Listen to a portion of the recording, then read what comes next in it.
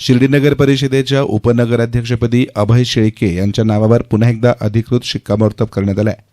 नगर परिषद निवडणुकीनंतर झालेल्या पहिल्या सर्वसाधारण सभेनंतर जलसंपदा मंत्री तथा पालकमंत्री राधाकृष्ण विखे पाटील यांनी अभय शेळके यांच्या नावाची घोषणा केली. विखे घराण्याचे विश्वासू कार्यकर्ता म्हणून ओळख असलेल्या अभय शेळकेंना दुसऱ्यांदा उपनगराध्यक्षपदाची संधी देत विखे परिवारानं त्यांच्यावरचा विश्वास पुन्हा एकदा अधोरेखित केला आहे. पालकमंत्री विखे पाटलांकडून सिग्नल मिळताच अभय शेळके हे रिक्षा चालवत थेट नगर परिषद कार्यालयामध्ये दाखल झाले. यावेळी नगर परिषदेच्या प्रांगणात महायुतीचे पदाधिकारी, कार्यकर्ते आणि शेळके समर्थकांनी ढोलताशांच्या गजरात फटाक्यांची आतषबाजी करत आणि गुलाल उधळत जल्लोष साजरा केला. या निवडणुकीत शिर्डीच्या जनतेनं दिलेला कौल हा ऐतिहासिक असल्याचं मत यावेळी व्यक्त करण्यात आलं. निवडणुकीतील या यशामध्ये राहाता आणि शिर्डी परिसरातील ग्रामस्थांचा मोठा सहभाग राहिल्याचा अभिमानही व्यक्त करण्यात आला. दरम्यान आगामी कुंभमेळ्याच्या पार्श्वभूमीवर शिर्डी नगरीमध्ये मोठ्या प्रमाणावर विकासात्मक कामं करावी लागणार आहेत. शिर्डी शहर गुन्हेगारीमुक्त करण्याच्या दृष्टीने अभय शेळकेंचा अनुभव उपयुक्त ठरेल असा विश्वास पालकमंत्री विखे पाटलांनी व्यक्त केला. शिर्डीतील गुन्हेगारीबाबत प्रशासन सतर्क असून गुन्हेगारी कमी करण्यात पोलीस प्रशासनाला यश मिळाल्याचंही त्यांनी स्पष्ट केलं आहे. यावेळी माध्यमांशी बोलताना पालकमंत्री राधाकृष्ण विखे पाटील यांनी सिस्पे घोटाळ्यावरही गंभीर आरोप केले. हा घोटाळा फार मोठा असून सामान्य नागरिकांचे पैसे या प्रकरणात अडकले असल्याचं त्यांनी म्हटलं. जवळपास 2 ते 2.5 हजार कोटी रुपयांचा हा घोटाळा असल्याचा दावा विखे पाटलांनी केला असून या प्रकरणातील मुख्य आरोपी फरार आहे. 2 आरोपींनी दुबईमध्ये मालमत्ता खरेदी केल्याची माहिती असल्याचंही विखे पाटलांनी म्हटलं आहे. या प्रकरणामध्ये अजूनही सर्व मूळ आरोपींपर्यंत पोहोचता आलं नसल्याचं सांगत सीबीआय चौकशीची मागणी मुख्यमंत्र्यांकडे केल्याचंही त्यांनी स्पष्ट केलं. या घोटाळ्यामध्ये सहभागी असलेल्या लोकांना आता भीती वाटायला लागली आहे, म्हणूनच ते स्वतःच खुलासे करतायत. आम्ही कोणाचंही नाव घेतलं नाही, पण चोराच्या मनात चांदणं असतं म्हणून त्यांचंच मन त्यांना खातंय असा टोलाही त्यांनी लगावला.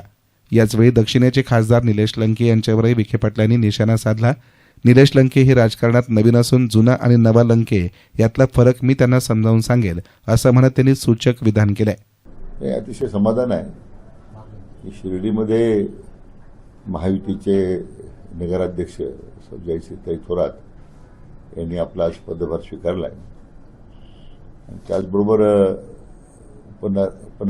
उपनगराध्यक्षपदी श्री अभय शेळके यांची आता महायुतीच्या वतीने निवड करण्यात आली आहे. त्यांनी आज आपलं पदग्रहण त्या ठिकाणी केलंय आणि 2 स्वीकृत सदस्य आपण घेतलेले आहेत. एक धनराजी कोते आणि एक आपले बाबू म्हणून आहेत, अब्राम म्हणून मुस्लिम समाजाचे कार्यकर्ते आहेत.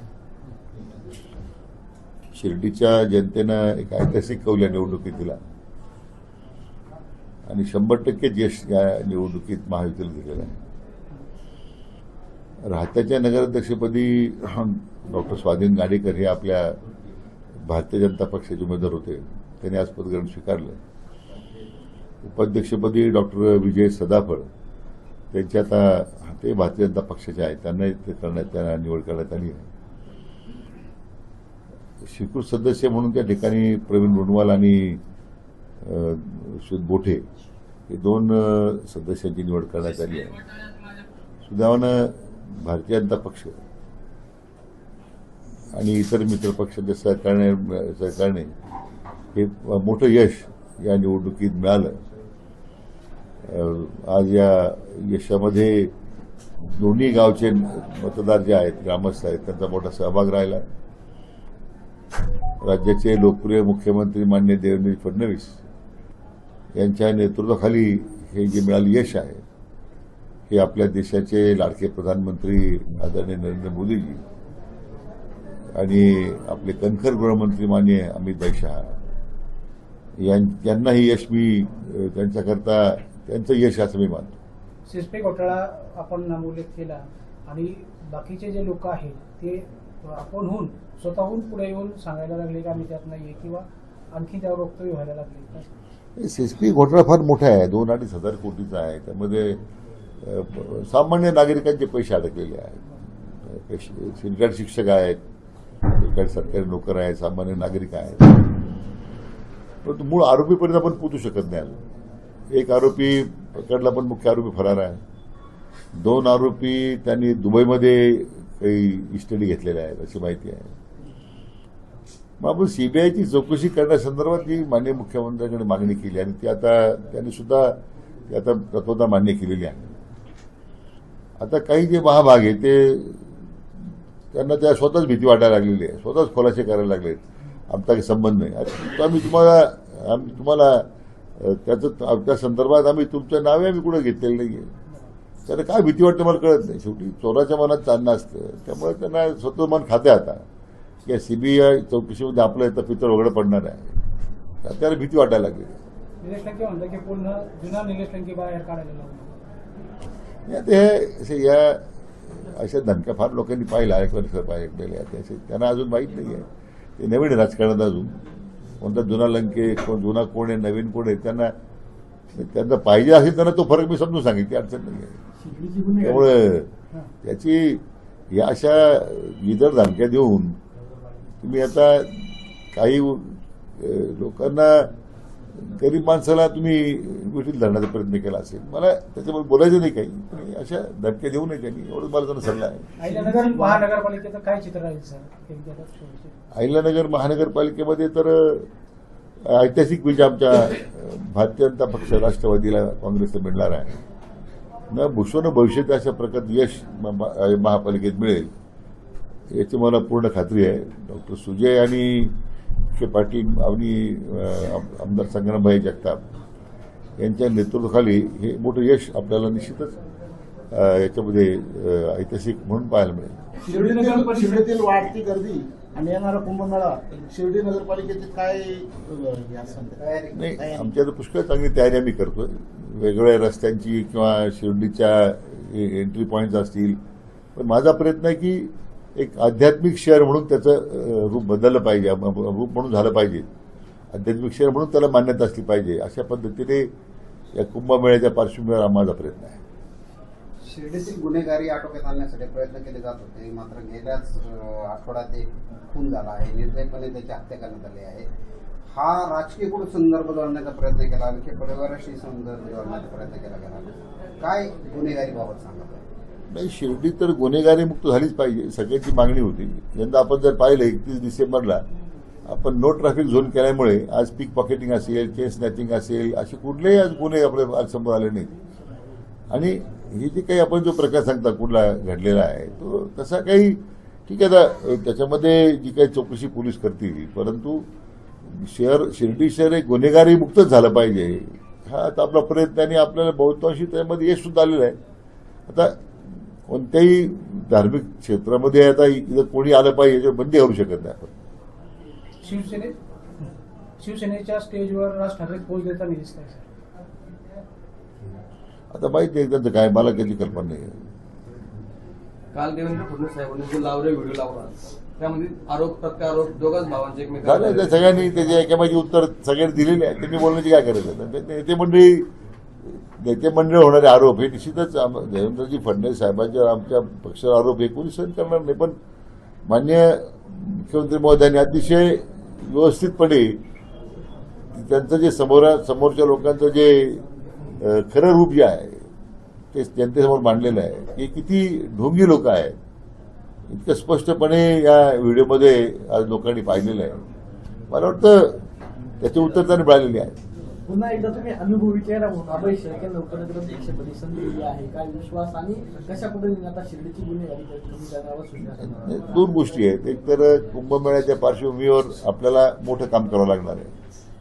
शिर्डीचा कायाकल्प होईल. दुसरं आपण जे म्हणतात गुन्हेगारी मुक्त करण्यासंदर्भात निश्चितच त्यांचा अनुभव उपयोगात येईल आणि प्रशासन सुद्धा अतिसतर्क झालेलं आहे. मला वाटतं काही महिन्यांमध्ये आपल्या लक्षात आलं असेल की बहुतांशी गुन्हेगारी जवळजवळ शिर्डीची कमी झालेली.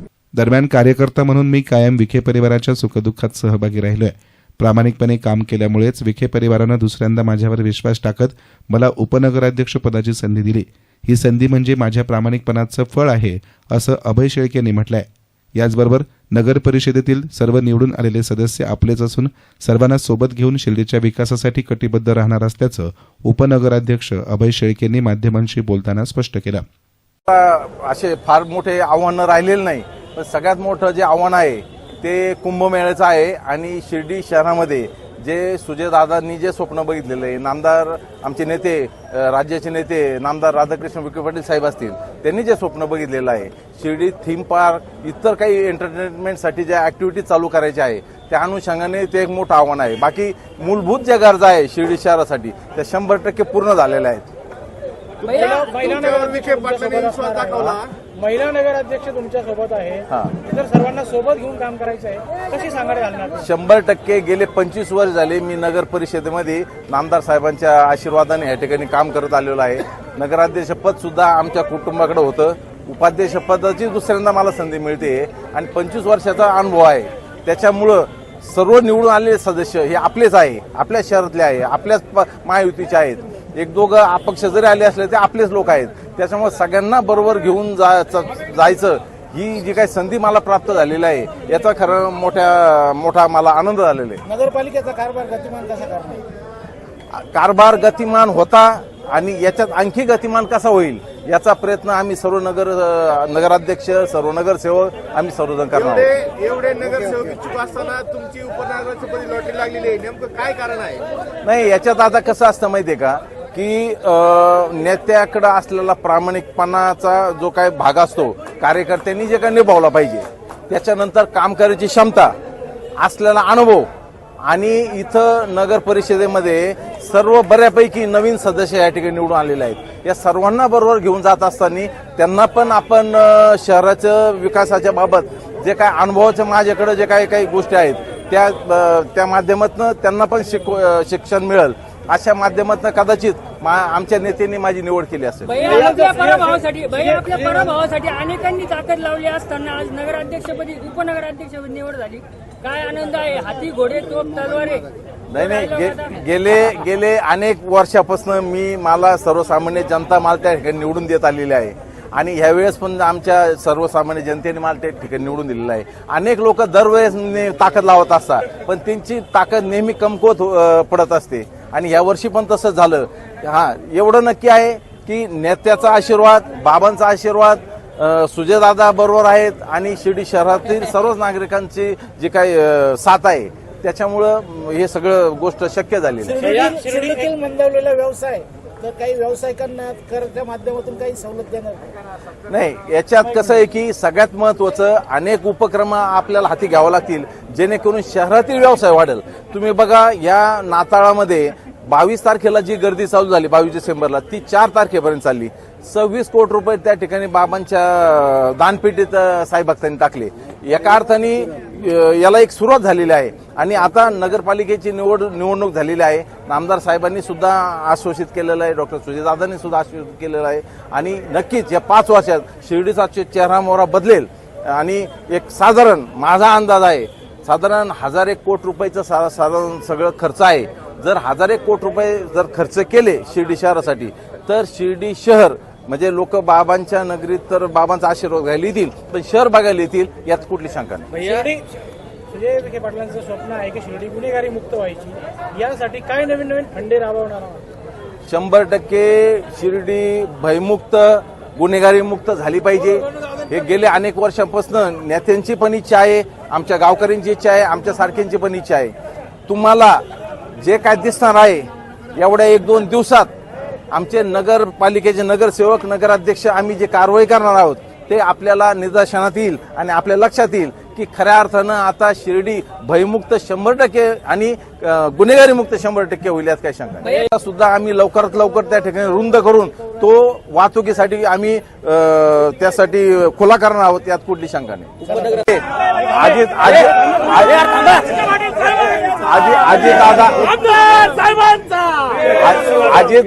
अजित दादा आमचे राज्याचे नेते आहेत, सगळ्यांचे नेते आहेत. त्यांना जसं उपमुख्यमंत्री ह्या जागेवरच आतापर्यंत फिक्स झालेले तसं मी उपाध्यक्ष म्हणून फिक्स आहे.